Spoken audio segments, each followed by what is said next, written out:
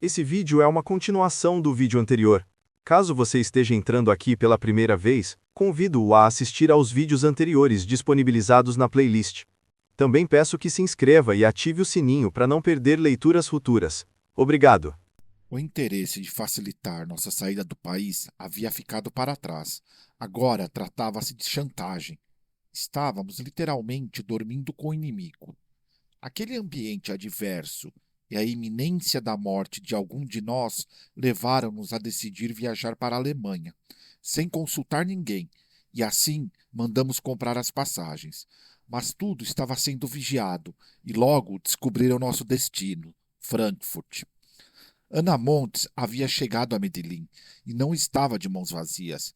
Fria disse que o Ministério Público havia aberto duas acusações contra mim, pela suposta violação de diversos jovens em El Poblado e pelo transporte de coisas ilegais. Ficou claro que tentaram evitar, mais uma vez, a nossa saída do país. Veja bem, doutora, eu disse, sempre olhando em seus olhos. Sua acusação de eu ter estuprado menininhas é incrível. Eu jamais faria tal coisa. E devo reconhecer diante da senhora, com o perdão da expressão, é mais fácil elas fazerem isso comigo do que o contrário. Não quero exagerar, mas muitas das vezes preciso as tirar de cima de mim, porque querem ficar com o filho de Pablo, a qualquer custo. Sendo assim, posso garantir que não preciso estuprar ninguém. Bem, na verdade é uma informação não confirmada, mas algumas garotas disseram que um dos estupradores fingia ser um familiar de Pablo Escobar e tinha cabelos loiros. Por isso, presumimos que estavam falando de você. Acredito em suas palavras, mas o que você tem a dizer sobre a caixa de armas com a qual entraram no edifício? Perguntou certa de que agora me pegaria. Armas? Quem viu armas aqui? Em uma caixinha? Doutora, vou lhe propor o seguinte: eu fico aqui e você vai com os homens que escolher e revista o apartamento inteiro. Se a senhora quiser, pode revirar o edifício para encontrar essa caixa que tanto a preocupa. Nem precisa de um mandato. Eu dou permissão. Está bem, eu acredito em você, ok? Espero que não esteja mentindo. Vou a Bogotá para continuar meu trabalho. Não precisamos revirar o edifício, mas pode informar a seu pai de que só vamos arranjar um país para vocês se ele se entregar. Ah, e diga para ele não demorar muito para decidir, porque vamos lhes retirar a proteção nos próximos dias. E vocês continuarão apenas com a mesma segurança que o Estado colombiano oferece a todos os seus cidadãos. Doutora, como você pode fazer isso conosco? Pelo amor de Deus! Vão deixar meus filhos e eu aqui desprotegidos? Isso não é certo. Estamos aqui porque vocês quiseram, porque prometeram nos tirar do país e nos dar refúgio em troca da rendição do meu marido. E agora ameaçam tirar a nossa proteção?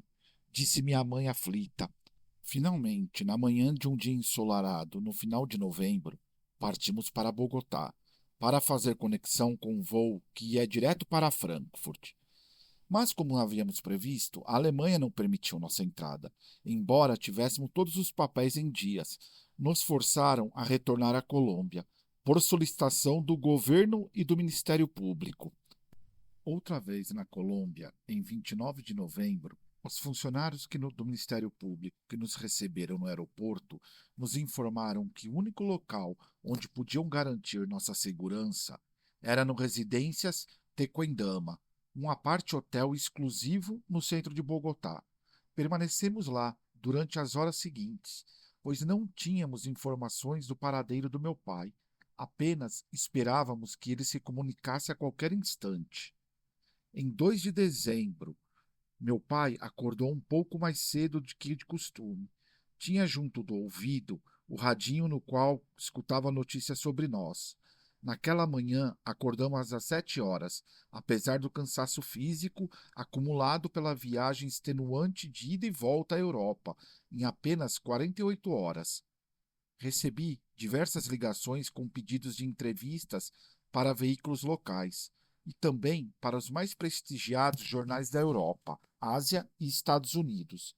Respondi a todos que não daríamos declarações. No dia anterior, eu dissera algumas palavras breves numa emissora de rádio, com o único propósito de informar meu pai, com minha própria voz, que estávamos bem, e o parabenizei rapidamente pelo seu aniversário. Depois de pedir o almoço no quarto, lá pelas 13h30, nos avisaram pelo telefone que 4 generais do exército subiriam para falar com a família inteira. Não havia como recusar aquela conversa, que foi distante, mas cordial. Após algumas frases prontas, fomos informados de que 100 soldados estavam reforçando a segurança do edifício e que haviam aberto uma exceção e mandado esvaziar o apartamento 29. Em meio à conversa, o telefone tocou e atendi, como de costume. Era o recepcionista. Senhor, boa tarde. Estou com o senhor Pablo Escobar na linha. Ele deseja falar com você. Oi, vô, tudo bem? Não se preocupe, estamos bem. Eu disse a meu pai, que deve ter entendido que havia alguém por perto, e desligou a contragosto, pois queria continuar falando. Prosseguimos com a conversa com os generais e achei que meu pai não ligaria mais. Mas 5 minutos depois, o telefone tocou outra vez. Vó, por favor, não nos ligue de novo, a gente está bem. Insisti, mas ele disse para não desligar e pediu para falar com minha mãe, que correu até o quarto ao lado. Despedi-me dos militares e fui alertar minha mãe para que não demorasse no telefone, pois era certo de que a chamada estava sendo rastreada. Ela assentiu e se despediu do meu pai. Meu bem, tome cuidado, de todas as maneiras. Você sabe que todos precisamos disso. Ela balbuciou em meio a soluços. Fique tranquila, amor, que meu único incentivo na vida é lutar por vocês. Estou enfiado numa caverna. Estou muito, muito seguro. A parte mais difícil já passou.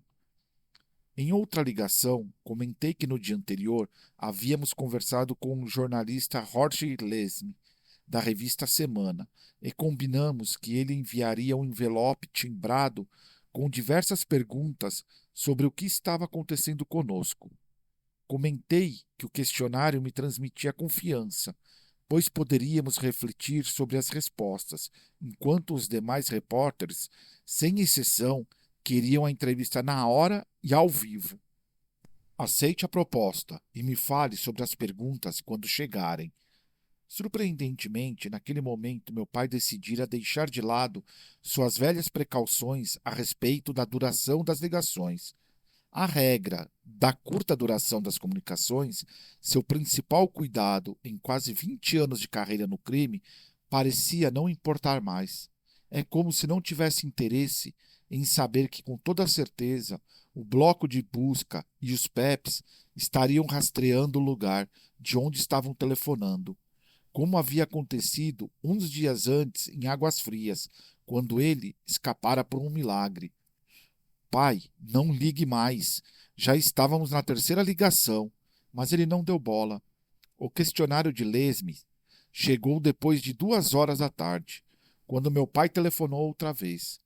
Contei isso para ele, que me pediu para ler as perguntas enquanto Limon anotava tudo em um caderno. Ele estava no viva voz. Li as primeiras 5 e ele me interrompeu e disse que telefonaria em 20 minutos. Voltou a ligar após o tempo combinado e comecei a anotar as respostas. Desejei ter letra de médico para poder escrever mais rápido. Já já eu te ligo, disse meu pai na metade das respostas. Me distraí folheando uma revista quando alguém telefonou. Achei que fosse ele. Juan Pablo? Aqui quem fala é Glória Congote. A polícia acaba de confirmar que seu pai foi dado como morto no centro comercial Obelisco, em Medellín. Fiquei mudo e atordoado. Não podia ser verdade. Fazia apenas 6 minutos que havíamos nos falado. No centro comercial Obelisco de Medellín? E o que ele estava fazendo por lá? Parece muito estranho. Foi confirmado. No mesmo instante, fiz um sinal para que Andréa ligasse o rádio. De fato, as cadeias de rádio já especulavam a possibilidade de que meu pai havia sido morto na operação policial. Quando a notícia havia sido totalmente confirmada, a jornalista continuava no telefone, esperando por uma declaração. Ela conseguiu uma muito infeliz. Não queremos falar nesse momento. Mas digo aos que mataram: vou pessoalmente matar esses filhos da puta. Eu pego sozinho esses malditos. Desliguei o telefone e chorei, inconsolável. Todos choramos. Mentalmente, isolei-me e comecei a visualizar os passos que precisaria seguir para cumprir minha ameaça. O desejo de vingança era imenso, mas chegou um momento de reflexão, que seria providencial, pois dois caminhos se apresentaram à minha frente: tornar-me uma versão mais letal de meu pai ou deixar de lado para sempre o seu mau exemplo. Naquele instante, vieram-me à mente os muitos momentos de depressão e tédio que vivemos com meu pai nos esconderijos. Então pensei que não poderia percorrer o caminho que tantas vezes havia criticado. Tomei a decisão de retratar-me pelo que acabara de dizer. E sem pensar duas vezes, telefonei para o jornalista Yamid Amati, diretor do telejornal. Passaram para ele quase que imediatamente e eu lhe disse o que havia acontecido com Glória Cangote. Pedi que me desse a oportunidade de me retratar por aquelas declarações e ele aceitou. Quero deixar claro pessoalmente que não me vingarei. Não vou vingar a morte do meu pai, porque agora a única coisa que me preocupa é o futuro da minha sofrida família. Vou lutar para que nossa vida continue e por nossa educação, por sermos pessoas de bem. E se eu puder fazer algo para que haja paz nos próximos séculos neste país, farei isso. O que aconteceu dali em diante é história. Meu pai morreu em 2 de dezembro de 1993, às 3 horas da tarde, e muitos aspectos de sua vida, mas também de sua morte, seguem sendo objeto de análise e discussão. Ao longo desses 21 anos, surgiram muitas versões sobre a verdadeira autoria dos disparos que provocaram sua morte.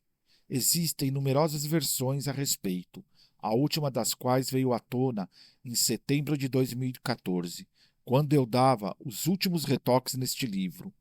Em seu texto, ali matamos ao patrão, assim matamos o patrão, o extraditado ex-chefe da paramilitar Diego Murilo Berrarano, o Dom Berna, garantiu que seu irmão Rodolfo, de apelido Semente, deu o disparo de fuzil que matou meu pai.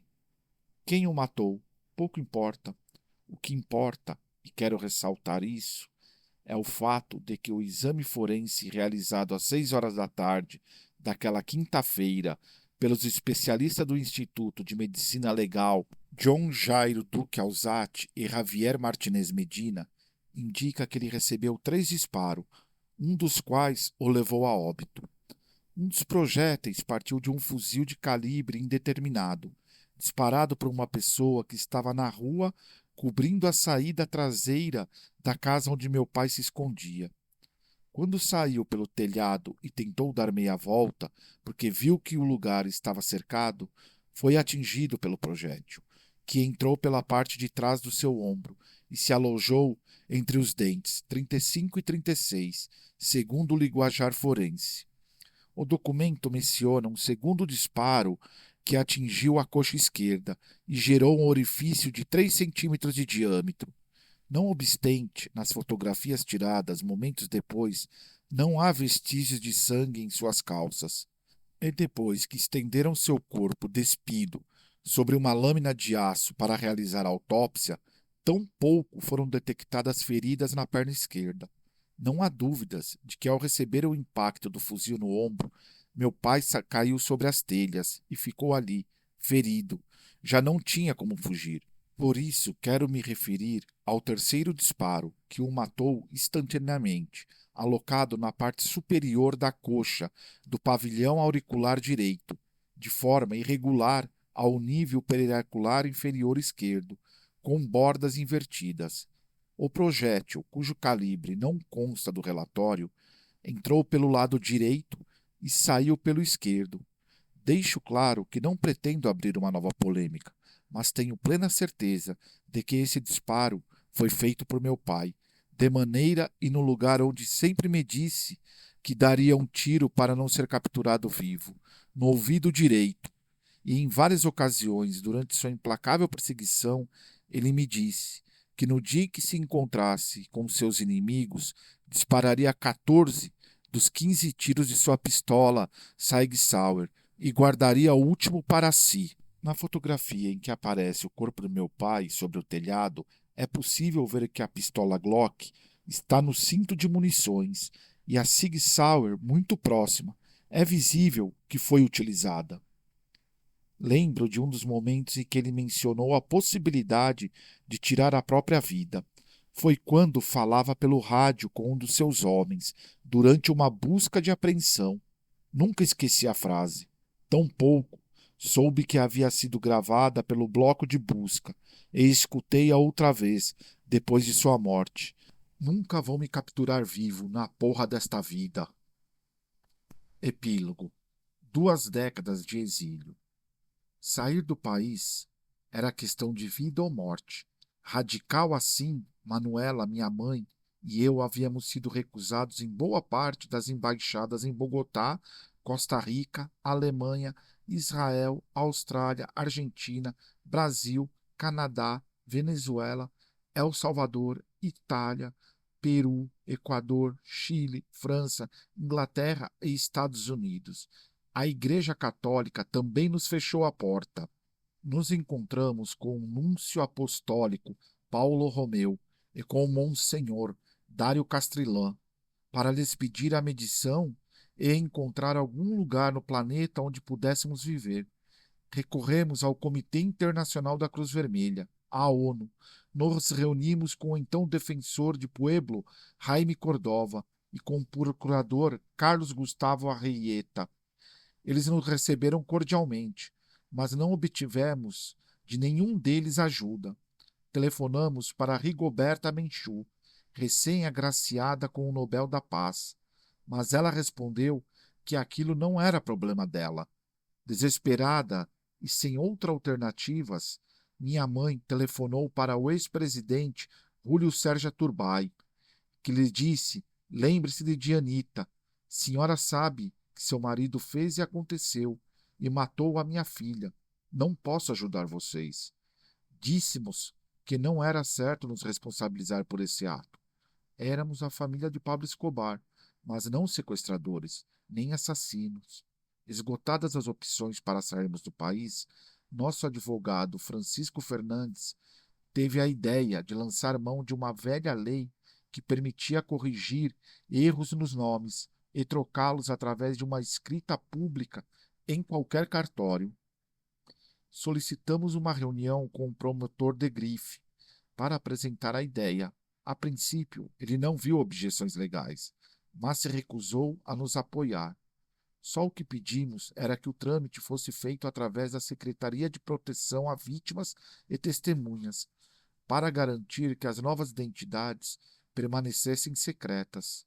A reunião foi ficando tensa. O advogado interveio. Veja bem, senhor promotor, essa situação está se tornando insustentável. Vocês não podem proteger a família para sempre. E eles, com 2 menores de idade e 2 mulheres, não podem ficar trancados em um apartamento até a morte. A cada 5 minutos lhes dizem que vão retirar a proteção. Portanto, se vocês não vão ajudá-los a ter uma nova vida e uma nova identidade, não restará outra opção além de contarem para a imprensa tudo o que sabe e viram no ministério. E nós dois sabemos perfeitamente que isso não convém nem ao país, nem ao senhor. Então, se o senhor insistir em deixá-los nesse limbo, vou aconselhá-lo a falar tudo o que sabem. O senhor verá e que pode ser feito por eles, pois é promotor-geral da nação. Não me diga que não tem como não ajudá-los. Se conseguiu barrá-los em todos os países, também pode fazer com que alguém os receba. Não, não, por favor. Veja bem, doutor, se tranquilize. Vou ver como ajudar. Peço que entenda que eles não são considerados vítimas nem testemunhas, e esse escritório do Ministério não pode utilizar isso para levar a cabo a troca de identidade. Deixe-me ver o que posso fazer. Vou deixar uma cópia da lei. Está tudo na legalidade. Só precisamos da sua descrição e colaboração, pois de nada adianta mudar os nomes se eles forem publicados pela imprensa no dia seguinte. Essa família já pagou um preço alto demais, como o senhor bem sabe. No fim das contas, não apenas arranjamos novas identidades, foi por intermédio do promotor de Grife que, em fevereiro de 1994, conhecemos Isabel, uma francesa loira e alta, com 65 anos, vestida de preto e com um chapéu extravagante, com plumas de avestruz, que alegava ter o título de Condensa. Estava acompanhada por 2 homens, afrodescendentes de terno e gravata, que diziam viver em Nova York e representar a República de Moçambique. Eles traziam a notícia que tanto esperávamos. Após escutar nossos apelos nos telejornais, o presidente de Moçambique queria nos ajudar e oferecer seu país para que começássemos uma nova vida, como forma de prestar ajuda humanitária. A Condência era intermediária e disse ter uma organização através da qual buscava ajudar para os países mais pobres. Disse que, caso estivéssemos dispostos a colaborar com a causa, poderia usar sua influência para que fôssemos recebidos por lá. Ficamos felizes. O que não sabíamos era que o suposto presidente era apenas candidato ao cargo, que Moçambique era um país turbulento, que a nação estava em meio a uma negociação para dar fim a uma guerra civil que deixara cerca de 1 milhão de mortos em 15 anos, que a lei corria por conta de capacetes azuis e que a população sofria uma das piores epidemias de fome do mundo. Só sabíamos que para nós aquela oferta representava a liberdade. Assim que Francisco Fernandes ficou sabendo, reuniu-se com eles e disse já de saída: Bem, a família ficou muito agradecida pela ajuda humanitária que vocês desejam lhes prestar, e eu, como advogado da família, quero saber quanto lhes custará essa ajuda humanitária. Responderam com evasivas, dizendo que não era preciso falar sobre isso tão cedo. Fiquei corado e pedi a Fernandes que não pressionasse tanto por essa informação, para evitar o mal-estar. Não podíamos nos deixar ao luxo de afugentar a única possibilidade de sairmos da Colômbia. Durante os meses seguintes, nosso advogado se manteve em contato com eles, que acabaram cobrando uma cifra considerável em dólares. Um montante para que nos ajudassem a chegar a um país que nem sequer sabíamos onde ficava. Fizemos alguns depósitos em contas oficiais do governo para formalizar nossa parte do acordo, mais especificamente em contas do Ministério de Nós. A ideia era terminar de negociar com eles em seu território, entregando uma obra de arte e joias como parte do pagamento que ficara pendente. Luiz Camilo Osório, à época registrador nacional, foi o responsável por finalmente nos entregar os passaportes, as cédulas e as carteiras de identidade com os nossos novos nomes e sobrenomes. Era novembro de 1994 e imediatamente começamos a planejar a saída do país. Minha troca de nome foi registrada na escritura de número 4673, no cartório 12 de Medellín, com data de 8 de junho de 1994, realizado sob supervisão do tabeliã Marta Inês Alzati de Restepreto. Na certidão de nascimento de Juan Pablo Escobar Henao, constava agora o nome de Juan Sebastián Marroquín Santos. Além disso, em sua escritura, minha mãe manifestou como tutora exclusiva de nós dois, que a troca de identidade não estava sendo feita para iludir responsabilidades penais ou cíveis, mas para a preservação de sua própria vida e da de seus filhos, diante da complexa situação de conhecimento público, marcada pelas ameaças de morte que nossa família recebia. A carteira de reservista militar custou uns 20 milhões de pesos. A Secretaria de Proteção a Vítimas e Testemunhas do Ministério Público, a emitiu para evitar que o exército conhecesse minha nova identidade. Ela chegou no dia 14 de dezembro de 1994, o momento de nos despedirmos em definitivo da minha família materna, a única que nos deu apoio e respaldo de fato após a morte de meu pai. A outra família paterna tinha agora interesses distintos. Os Zenaus Velejo passaram aquela última semana conosco em Santa Ana. Não sabiam nosso destino, nem nossos nomes ou sobrenomes, e não voltariam a ter notícias nossas por uma década, e nem nós deles, independente do que acontecesse. Eram 5h45 da manhã, e tudo já estava pronto para partirmos. As malas se achavam na caminhonete. Nós estávamos de banho tomado e prontos. Nos reunimos pela última vez na sala e tiramos uma foto daquele momento. A última foto familiar, quase todos de pijama e profundamente tristes. Nos despedimos, e a última pessoa que abracei foi minha avó Nora. Vó, me diga a verdade. Vai dar certo? Vai sim, filho. Sei que dessa vez vai dar tudo certo para vocês e nada vai acontecer. Não presinto nenhum perigo no seu caminho. Podem ir em paz e tranquilos, filhinho. Quando saímos do edifício no veículo de Astado e estávamos deixando o bairro, pedi que ele parasse a caminhonete e desci para falar com Puma, o eficiente funcionário do CTI, que nos protegera desde nossa chegada aos Altos. Irmão, quero te agradecer por ter cuidado da gente durante todo esse tempo. Quem foi tão difícil para nós. Obrigado por sua decência diante dessa família e por ter arriscado sua vida em tantas ocasiões. Chegou a hora dessa família encontrar seu próprio caminho. Então peço, por favor, que não nos proteja mais, porque vamos sair deste país. Espero que entenda que, por motivos de segurança, não podemos dar nenhum detalhe. Por favor, não siga a gente. Agradeço à família por tratar humanamente todos os membros da escolta e por fazer com que nós sentíssemos bem, dentro do possível, enquanto cuidávamos de vocês. Desculpe-me qualquer coisa. Se vocês me liberaram da minha responsabilidade de protegê-los, já que não estão aqui com detentos, estão livres e podem ir onde quiserem.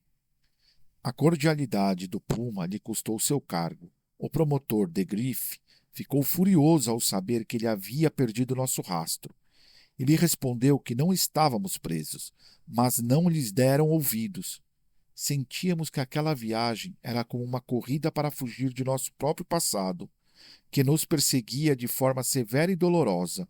Além disso, seguíamos rumo à fronteira com o Equador e não tivéramos muito tempo de ensaiar nossas novas identidades e assumi-las como próprias. Eram como uma roupa que ficava grande demais e ainda não havia sido ajustada. Havíamos programado cruzar a fronteira no terceiro dia de viagem, pois tínhamos assentos reservados saindo de Lima. Mas precisávamos fazer com que as autoridades migratórias carimbassem os passaportes sem olhar a identidade ou as fotos. Alfredo resolveu isso com facilidade, subornando um funcionário da DAS. Finalmente, saímos do país. Enquanto isso, em Bogotá, Andréia, minha namorada, preparava sua saída do país em um voo direto para Buenos Aires. Ninguém a conhecia, pois seu rosto estava protegido pelo anonimato.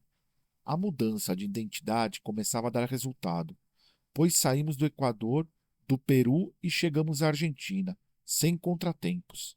Em Buenos Aires, carimbaram o passaporte e nos deram vistos de turistas por 3 meses. Durante as 24 horas de escala, antes de viajarmos para o outro lado do mundo, fiquei fascinado pela cidade, pois era verão e as ruas estavam envoltas pelo verde e violeta dos jacarandás. Não se vá emocionar aí, Juanzito. Não vá se emocionar, porque o lugar para onde vamos é tipo um apartado. Estamos aqui de passagem por apenas 24 horas e nada mais, disse o advogado Fernandes, que se oferecera para nos acompanhar com sua esposa. Na manhã seguinte, Buenos Aires me pareceu ainda mais encantadora, mas a rota já estava traçada.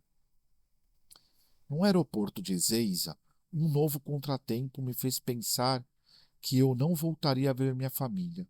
Um dos funcionários da alfândega me deteve.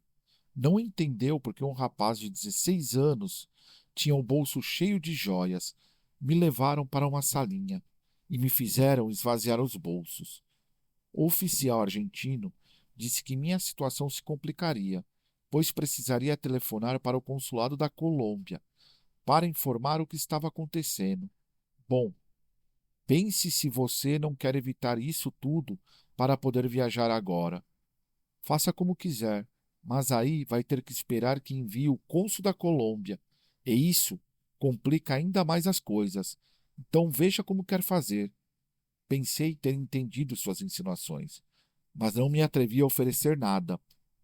Bom, moleque, ponha $300 nessa revista aí e finja que esqueceu na mesa. Aí eu deixo você sair. 300, tá bom? Pus $500 entre as páginas da revista e esqueci na mesa. Enfiei as joias no bolso outra vez e saí para a sala de embarque. Todos estavam me esperando pálidos. Até Joanesburgo, na África do Sul, a viagem foi de luxo. Mas no trecho até Maputo, as condições de higiene, os cheiros e a falta de comodidade anunciavam o que nos esperava. Aterrissamos num aeroporto antigo, parado no tempo e sem aviões comerciais, com apenas 4 Hércules das Nações Unidas, de onde descarregavam sacos de grãos e farinha com o logotipo da ONU. Soldados de capacetes azuis vigiavam os alimentos da ajuda humanitária. Na plataforma, éramos esperados pelos mesmos homens que havíamos conhecido na Colômbia e acompanhavam a condessa. Eles nos conduziram ao salão presidencial do aeroporto, que não era mais do que um quarto que parecia estar fechado havia décadas, e sobre a almofada vermelha havia uma camada espessa de pó, a mesma que cobria a poltrona presidencial. Ao sair do aeroporto, o carro que enviaram para nos buscar bateu em outro veículo. Os motoristas desceram, observaram os danos, se cumprimentaram e se despediram. Perguntei ao condutor por que ele não havia anotado os dados do outro veículo para os trâmites do seguro. Aqui ninguém tem seguro. Não existem seguros. Ninguém tem dinheiro para consertar nada. Então ninguém discute por dinheiro. Só descemos para ver os danos por curiosidade. No trajeto até o local que haviam alugado para nós, fui começando a entender.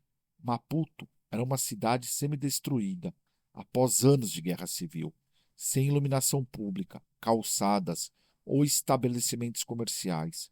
E nas fachadas dos edifícios viam-se os rombos causados por tiros de tanques de guerra e lança-granadas que as famílias tampavam com plásticos transparentes. Moçambique apenas iniciava sua transição para a democracia, e naquele momento era a terceira nação mais pobre do mundo. Nada disso havia sido mencionado pela condensa ou pelos homens que a acompanhavam.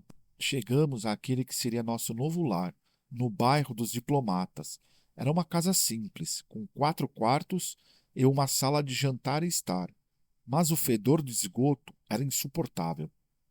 A despensa estava quase vazia, e Marlene, a empregada que nos acompanhava desde a Colômbia, precisou sair para comprar o essencial. 1 hora mais tarde, chegou de mãos vazias e com os dólares intocados. Senhora, aqui o dinheiro não serve de nada. O supermercado estava aberto, mas não tinha comida, água, refrigerantes ou frutas. Nada. Em 21 de dezembro de 1944, e em 3 dias celebramos o Natal num país infinitamente pobre. Havíamos viajado por quase uma semana para enfim depararmos com uma realidade inacreditável. Mas como minha mãe utilizou sua velha teoria de que era preciso ver o copo meio cheio, ela nos acalmava, dizendo que tudo ficaria bem, que poderíamos estudar e ir à universidade nos desligando do peso do sobrenome. Dizia que podíamos aprender inglês na África do Sul, ou trazer professores de lá para que nos ensinassem o idioma. Ela não estava disposta a se sentir derrotada e nem se dar por vencida. Com as malas não chegavam, fui com Andréia a uma pequena galeria para comprar roupas, mas só havia lugares vazios, exceto por uma loja de souvenir com camisetas de Maputo, de má qualidade, ao preço de US$ 100 cada uma. Nada, nada sugeria que pudéssemos construir uma vida por lá. De fato, quando perguntamos pelas universidades, nos alertaram que, em matéria de ensino superior, não encontraríamos mais do que algumas aulas de medicina no necrotério da capital. Não havia salas de aula, escrivaninhas ou bibliotecas. Muito menos graduações em publicidade ou desenho industrial, os cursos com os quais eu e Andréia sonhávamos. As horas passavam e eu me deprimia mais a cada minuto. Nosso hotel era uma mansão espetacular, cheia de capacetes azuis e televisões desligadas. Não havia sinal em nenhum canal. Àquela altura, eu preferia viver trancado num quarto hotel em Bogotá, ainda que isso significasse correr risco de morte. Em um momento de total desespero, minha mãe entrou no quarto. Eu estava com um cinto na mão. Se não formos embora, eu me enforco com isto. Prefiro que me mantenham na Colômbia, mãe, mas não quero isso daqui. Estou morrendo nesse lugar. Minha mãe se assustou, muito, ao me ver tão resolvido. Então pediu ao advogado Fernandes que visse os voos de saída de Moçambique, para qualquer lugar. O único avião que sai do país parte em 2 horas, e o seguinte é só daqui a 2 semanas. Em questão de segundos, empacotamos tudo, incluindo alguns jeans que havia deixado de molho no tanque. Francisco Fernandes ficou furioso. Senhora, se vocês forem embora, vão jogar 1 ano e meio de esforços no lixo. A senhora é uma irresponsável, uma louca desvairada por dar bola ao seu filho, que acha que é um príncipe. Para o senhor é muito fácil chegar a essas conclusões, doutor, pois seu filho não está dizendo que vai se suicidar. É simples dizer que devemos ficar quando amanhã você vai pegar um voo para passar o Natal em Paris com toda a sua família. Por favor, ajude a gente a se mandar daqui.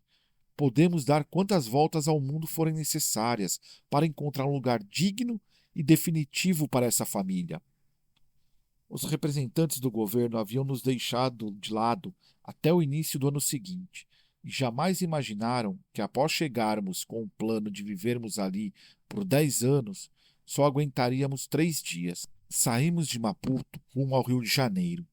Tentamos conhecer algo daquela cidade, mas a barreira idiomática e o trânsito caótico nos deixaram desanimados com o Brasil, de modo que compramos passagem para Buenos Aires, pois no fim das contas eu havia adorado a cidade. Além disso, tínhamos 3 meses garantidos como turistas.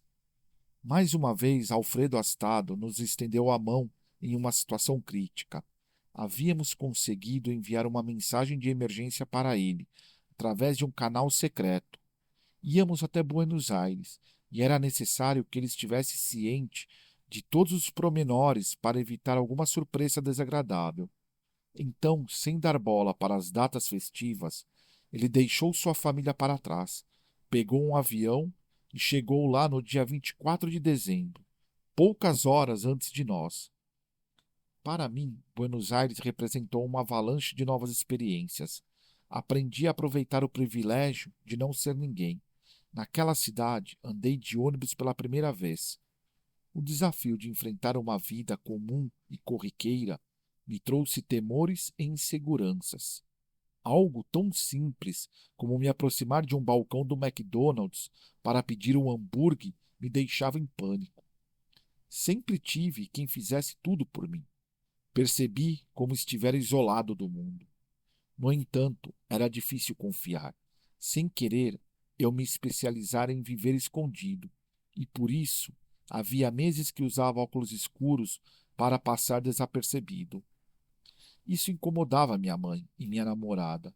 Elas diziam que eu não havia o que temer, pois estávamos em uma cidade de 12 milhões de habitantes, e tampouco achavam que eu era tão conhecido para ter que passar a vida me escondendo atrás daqueles óculos enormes.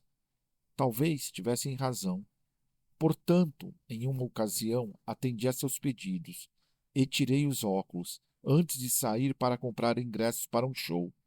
Peguei um táxi e a uma quadra do edifício onde morávamos, e antes de me perguntar aonde ia, o motorista disse: Você é o filho de Pablo Escobar?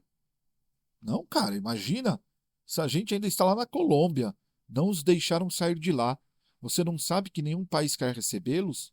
E o taxista, que não era bobo nem nada, continuou me olhando pelo retrovisor, até que olhei sério para ele e disse que precisava chegar logo ao Alto Palermo. Comprei as entradas e voltei ao apartamento, sentindo que todos estavam me seguindo. Que bronca dei em minha mãe e na Andréia. Disse que não deveriam ser tão ingênuas e que eu era ainda mais estúpido do que elas por ter lhes dado ouvidos. Ou seja, passei o maior sermão. Em contraste com as aulas oferecidas no necrotério de Maputo, em Buenos Aires haviam oportunidades de estudos e de sobra. 2 meses após a nossa chegada, havíamos feito diversos cursos de computação. Em março, matriculei-me no programa de desenho industrial da Escola Técnica Hort.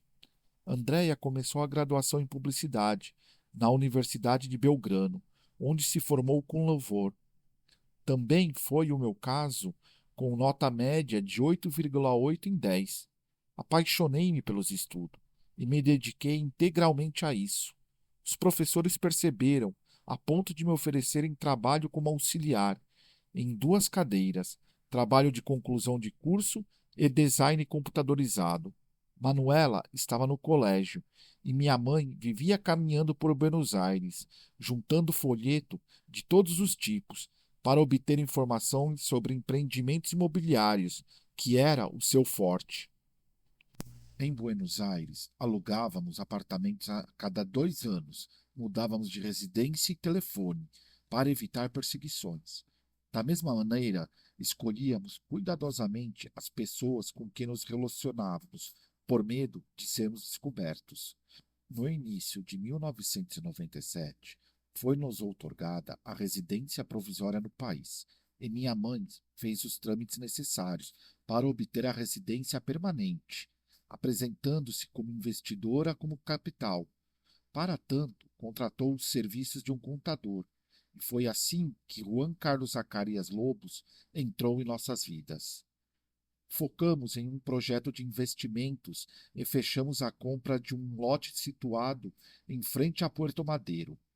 Mas no início da transação, começamos a desconfiar que talvez Zacarias não fosse muito confiável.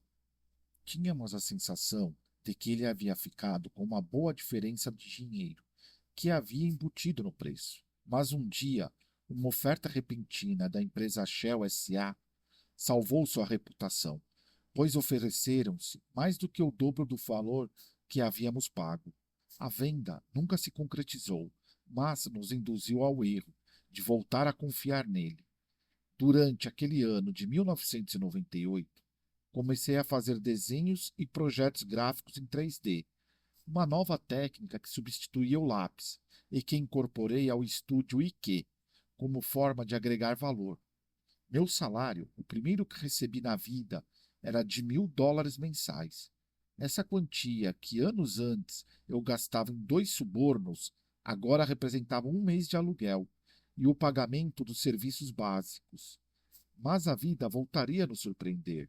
O Discovery Channel anunciou na imprensa, em peças de propaganda e em paradas de ônibus no transporte público, é claro, na televisão, um especial sobre a vida de Pablo Escobar Gaviria.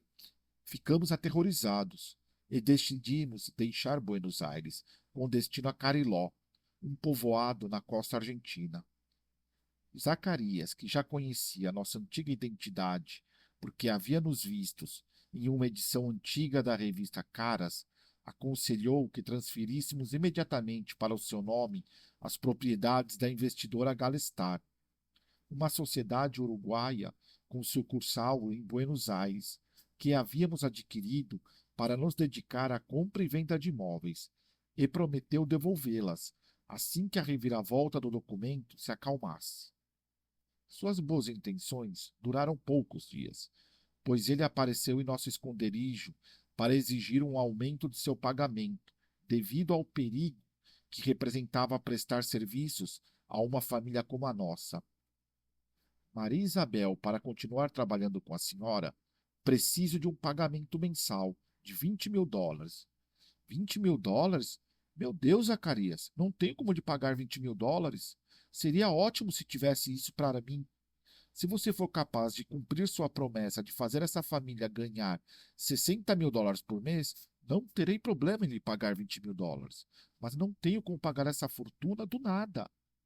Mas, Maria Isabel, não preciso do dinheiro para mim.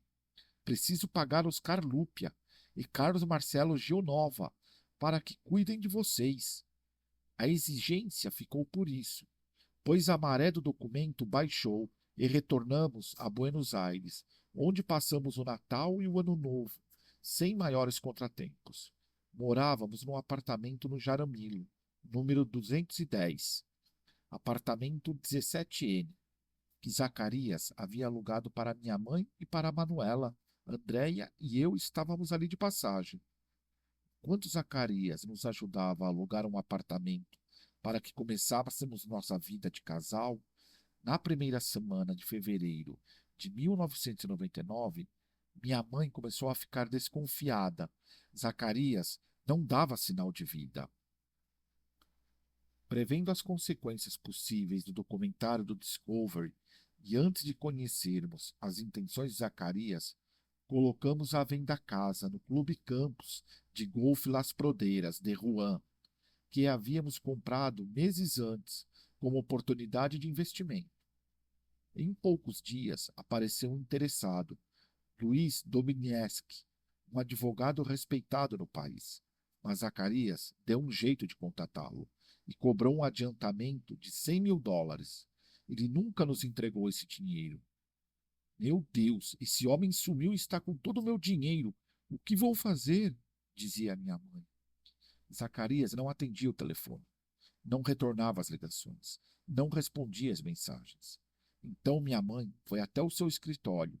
Eles disseram que ele estava hospitalizado, devido a um episódio de estresse. Antes de sair, ela pediu emprestado o telefone fixo do escritório para realizar uma chamada. Discou o celular de Zacarias, que atendeu a ligação. Oi, Juan Carlos. Você não estava na UTI?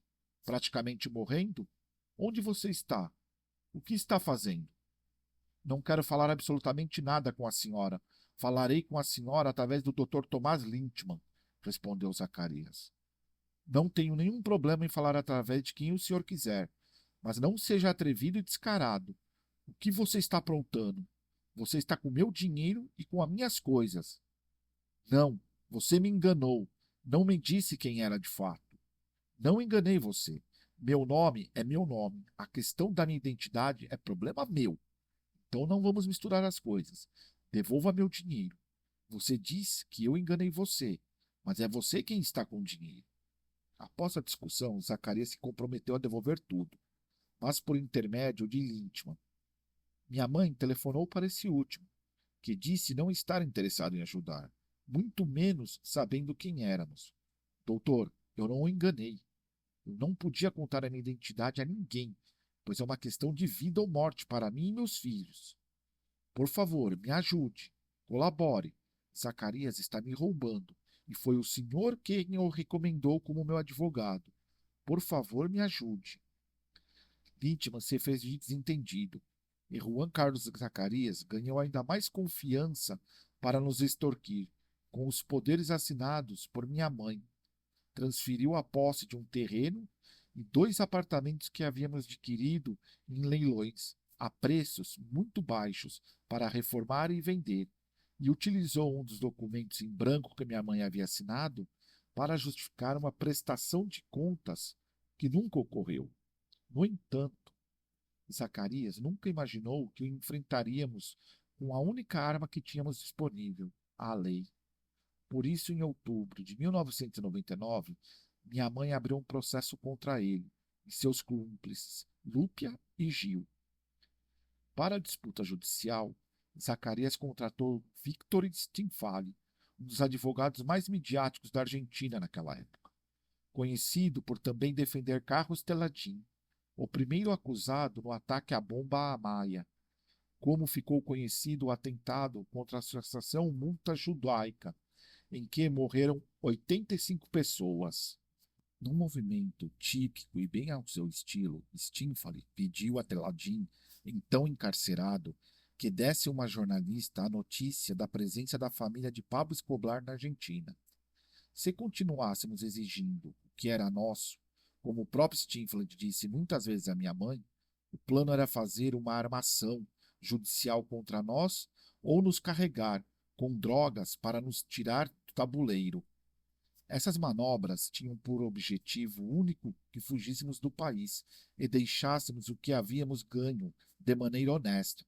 O que Stinfali e Zacarias não sabiam era que havíamos nos tornado especialistas em suportar pressões e ataques. No entanto, o mais difícil ainda estava por vir. Um dia retornei da aula que dei na ORT, mais cedo do que de costume. Quando estava estacionando, um Renault 19 branco com 4 homens dentro se atravessou na pista. 2 deles se aproximaram pela janela. Estavam à paisana. Olhei pelo retrovisor e uma caminhonete branca, sem distintivos policiais, estava bloqueando o caminho. Não entendi o que aconteceria. Desce! Peguei o gás paralisante que sempre levava comigo e desci do carro. Um deles, em evidente estado de embriaguez, gritou para que eu o acompanhasse. Eu estava decidido e pronto para usar o gás quando começaram a caminhar até a entrada principal do edifício. Enquanto subíamos ao apartamento no 17º andar, eles se apresentaram como agentes da Polícia Federal Argentina. Quando chegamos, 3 homens aguardavam na entrada do apartamento, e outros 5 haviam conseguido entrar depois que Andréia exigira que passassem uma ordem judicial por debaixo da porta. Ela os advertiu que havia uma idosa e 2 crianças no apartamento, que não poderiam entrar todos, muito menos mostrar as armas. Eles obedeceram. Fiquei na sala de jantar, vigiado por 2 deles. Copito, Algona, Beethoven e Da Vinci estavam histéricos e não paravam de latir. Minha avó, Nora, que estava nos visitando, não parava de chorar. De uma hora para outra, Andréia se deu conta de que um dos agentes havia ficado em um dos quartos com Manuela e uma amiguinha do colégio, com quem estava fazendo um dever de casa, e surpreendeu interrogando as meninas. Meu medo de que plantassem alguma droga ali, na Argentina era uma prática muito comum entre os corruptos. Havia acontecido com Guilherme Coppola, antigo empresário de Diego Maradona, que foi detido e processado logo após ter encontrado dentro de um jarro em sua casa a droga posta ali pela polícia. A justiça o absolveu. Os intrusos olhavam com desinteresse para os móveis, e era perceptível que não sabiam o que estavam procurando. Andréia praticamente lhes indicava no que mexer e no que não mexer. Quando estavam revistando uma das gavetas da minha mãe com documentos, ela disse para não procurarem ali, porque aquilo eram papéis de aulas de Manuela. Eles fecharam imediatamente a gaveta. Nesse momento, Copito escutou os passos de minha mãe e foi até a porta. Olga, a empregada, também escutou e conseguiu abrir a porta e fazer sinais para que desse meia volta. Mas o cachorro saiu desesperado atrás dela. Quando estava chegando na porta lateral do edifício, que dava para a rua, Crisólogo Realt, 10 homens armados e a paisana interromperam seus passos. Parada! Entregue as armas. Calma, senhores. Que armas? Isso é um cachorrinho branco, respondeu minha mãe. No apartamento, os agentes não conseguiram fazer com que minha mãe ficasse quieta. Ela disse: Bem, este é o meu apartamento, é a minha casa. Podem revirar o que quiserem. Tomou banho, trocou de roupa, conseguiu guardar uns papéis no envelope e escondê-lo no banheiro. E fez algumas ligações às escondidas para alertar os advogados e tabeliães que conheciam em detalhes as trapaças de Zacarias. A polícia controlava o apartamento, mas Andréia e minha mãe controlavam a polícia. Por volta das 3 horas da manhã, chegou Jorge Elfino Palacios, comissário da Polícia Federal, que anunciou que estávamos presos. Enquanto nos conduziam à sede da Brigada Antiterrorista da Polícia Federal, o programa Memória, do Canal 9, transmitia tudo ao vivo. O apresentador era Samuel Tite, Jim Bluco, um jornalista veterano com gosto conhecido por escândalos e sensacionalismo. Nosso processo, e assim consta dos autos judiciais, começou com a denúncia do policial Roberto Ontiveiro, que assegurou que estava parado em uma esquina qualquer de Buenos Aires quando viu uma mulher muito parecida com a viúva de Pablo Escobar dirigindo uma caminhonete Cher Slayer verde com vidros escurecidos.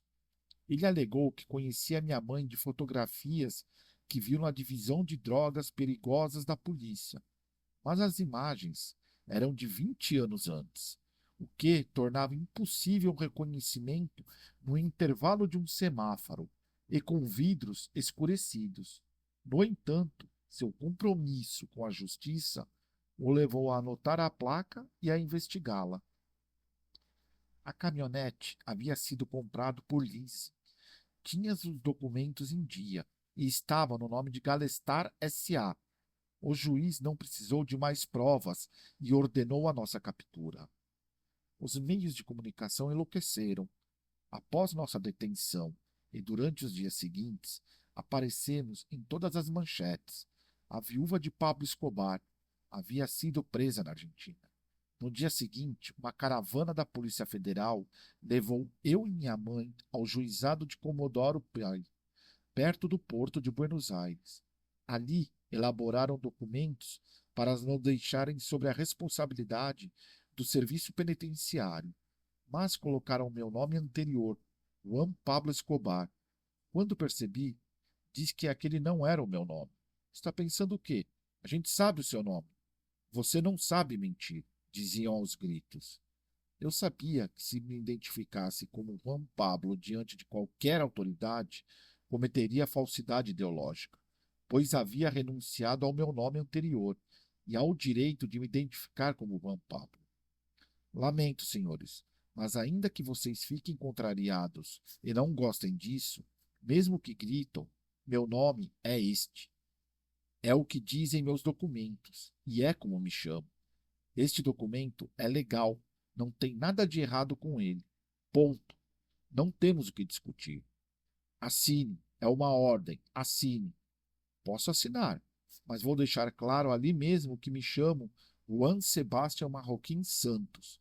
Não vou assinar como Juan Pablo Escobar, nem ao lado de Pablo Escobar. No fim das contas, eles se conformaram.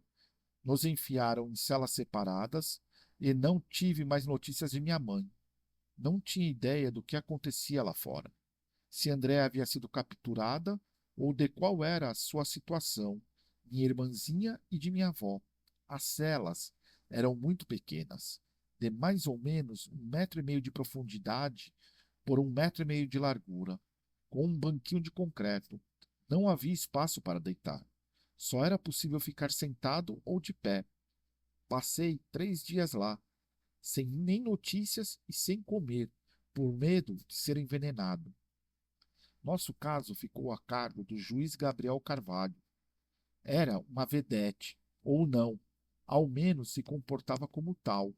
Havia ficado famoso ao declarar a nulidade da lei de obediência devida e da lei do ponto final. Era ambicioso. Naquele momento, aspirava a uma das vagas na Câmara Federal de Apelações. Ter decretado a nulidade daquelas leis o havia envolvido em um véu de santidade que, em certo momento, me levou a pensar que ele consideraria nosso caso como uma armação tosca. Mas não. Enquanto minha mãe e eu esperávamos na prisão, ele oferecia coletivas de imprensa, em que relatava como, após um detalhado processo de perseguição, havia conseguido capturar a família de Capo. O que não contava era que, enquanto fazia buscas nos cartórios, onde minha mãe tinha registrado 7 depoimentos em envelopes selados, também havia encontrado provas para nos absolver. Lá estavam as tentativas de extorsão e as ameaças do contador Zacarias, de seu advogado e de seus cúmplices, todas suficientemente documentadas, com os nossos depoimentos e com os áudios que gravávamos a cada vez que telefonavam para nos ameaçar. Em cada envelope havia uma data autenticada. A cada tabelião poderia certificar o momento em que haviam sido deixadas. As primeiras remontavam a 6 meses antes, mas as provas não serviam de nada. O juiz alegava que eu havia cometido o crime de viajar ao Uruguai e ter desenhado um móvel.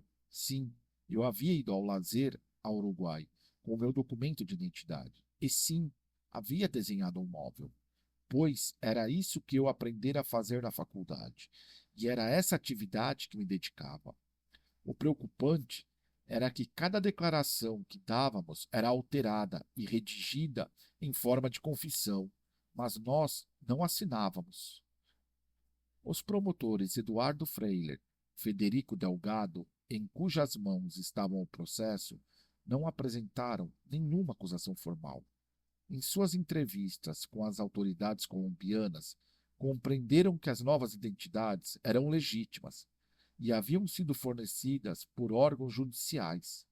Além disso, concluíram que a empresa Galestar S.A. havia sido adquirida de maneira legal. O resto, a casa em Pradeiras e os 2 carros haviam sido comprados com trabalho honesto.